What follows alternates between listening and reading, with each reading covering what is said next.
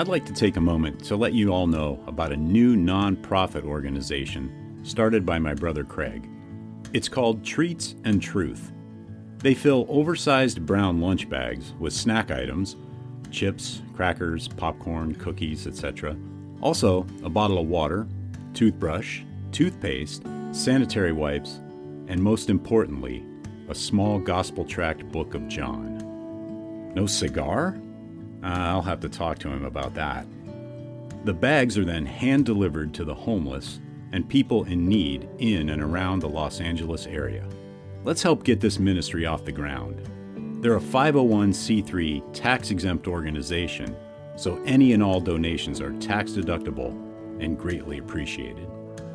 Visit their website at treatsandtruth.org.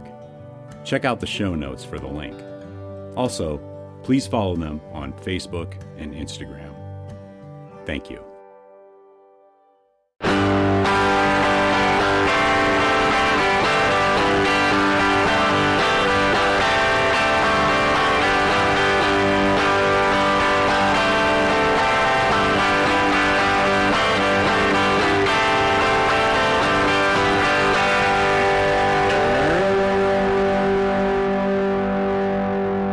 Welcome to episode 85 of the Burning Bush Podcast, where we share the message of the Bible while enjoying a good cigar. Hope you're doing well, and I'm glad you've joined me today.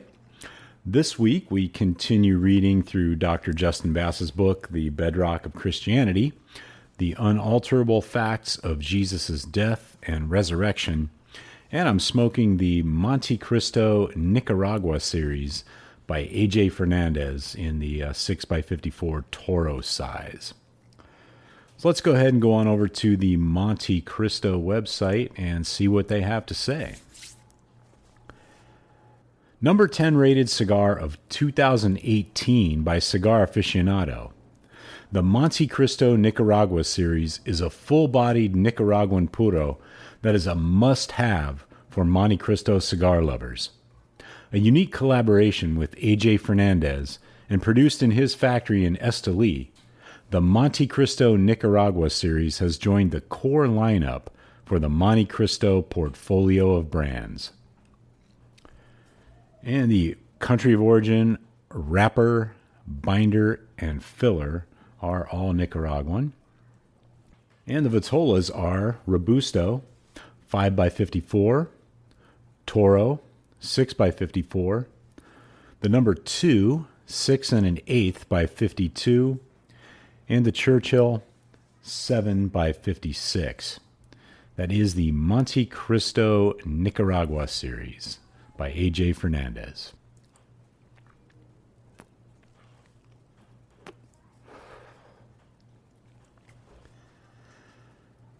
So let's go ahead and get back into this week's reading of Dr. Justin Bass's book, The Bedrock of Christianity.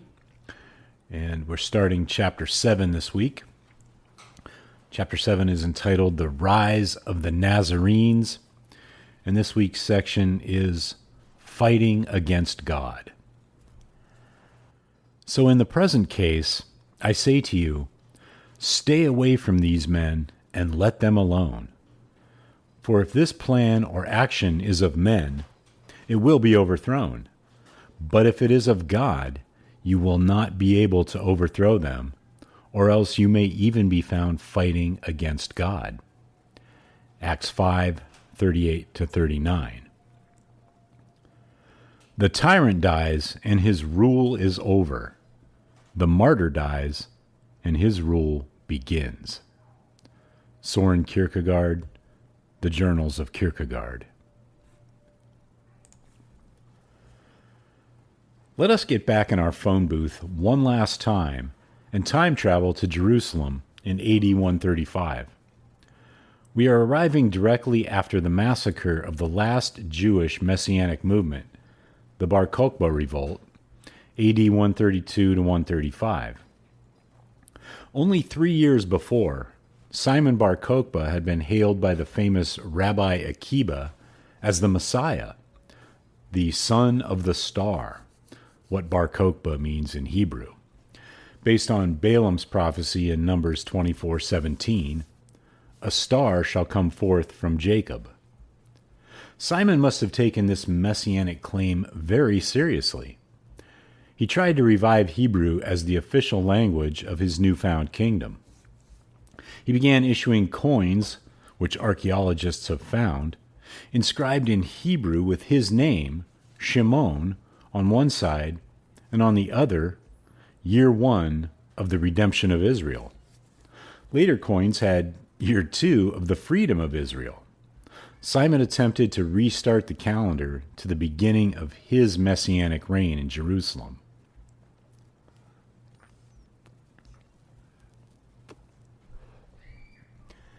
Incredibly, in 1961, archaeologists discovered in a cave near the Dead Sea letters written by Simon Bar Kokhba himself in what has become known as the Cave of Letters, in the same area the Dead Sea Scrolls were discovered.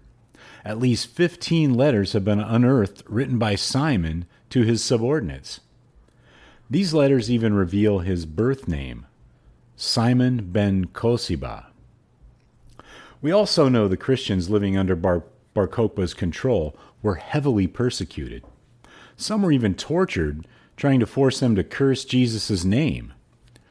Early church father Justin Martyr was writing just a few decades after the revolt and details the atrocities done to the Christians under this false Messiah in his First Apology 31.6 and Dialogue with Trypho 11.3 and 133.6.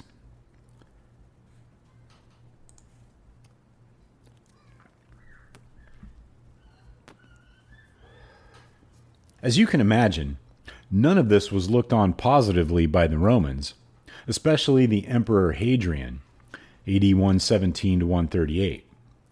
By AD 134, Hadrian had sent his general Julius and his 6 legions to crush this messianic pretender, which he did. Imagine Julius as Maximus from Gladiator, killing 580,000 followers of Bar Kokhba, and afterwards saying to the cheering crowds, "Are you not entertained?" Hadrian did all he could after this revolt to remove the Jews and even Jewish history from the land of Judea. He renamed Judea Syria Palestina and Jerusalem Aelia Capitolina. He even set up a temple to Zeus in the middle of Jerusalem. From then on, few Jews lived in Jerusalem for many years, and no more messianic movements arose. The Jews went back to their scriptures, and rabbinic Judaism began to arise, with little emphasis on a coming Messiah. What happened to Bar Kokhba and Rabbi Akiva after the war is legend, not history. Some accounts say Bar Kokhba disappeared. Others say Julius brought his severed head to Hadrian. Whether they disappeared or were tortured and killed by the Romans, one thing is crystal clear. They failed. Simon Bar Kokhba was not the Messiah. In fact, later rabbis even called him a deceiver and a false Messiah.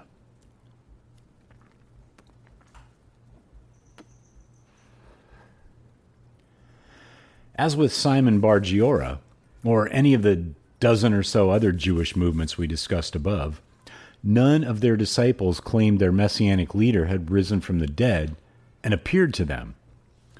In the case of the many disciples of Simon Bar Kokhba, they even had this as an option, since the Christian claims about Jesus would have been well known by this time, yet not one of them did.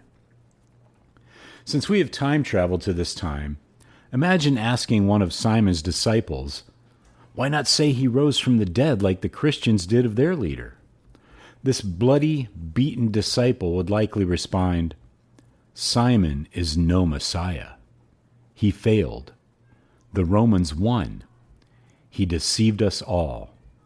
I'd kill him myself if I could find him. As we saw in chapter 5, a dead or failed Messiah was no Messiah at all. The story of Simon Bar Kokhba is not just fascinating history.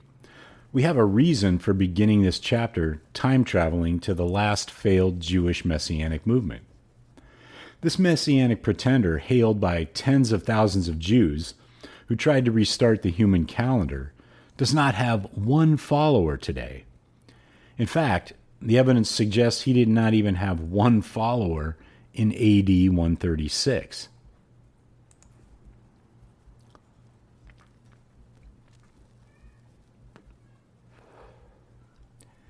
Where are the followers today of Judas the Galilean, Theudas, Simon Bar Kokhba, or even Apollonius of Tyana?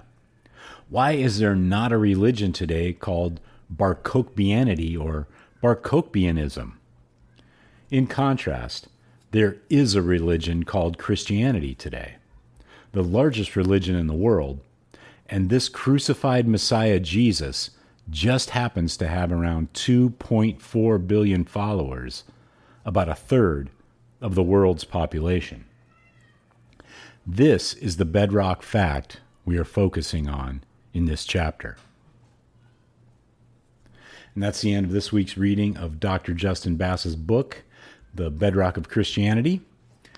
And I hope my voice wasn't too much of a distraction this week. I have a real frog in my throat. I don't know what's going on. But anyway, hope it wasn't too bad. So be sure to check the show notes for links to Dr. Bass's website, as well as this week's cigar. Also in the show notes are links to Treats and Truth Ministry, where you can get involved in helping to spread the gospel to and be a blessing to the homeless. Groundworks Ministries for daily Bible studies and devotionals, and the Burning Bush merchandise store, where you can pick up some items to help spread the word about the show. And I'd appreciate it if you would tell your friends. So until next week, have a great day, have a great cigar, and God bless.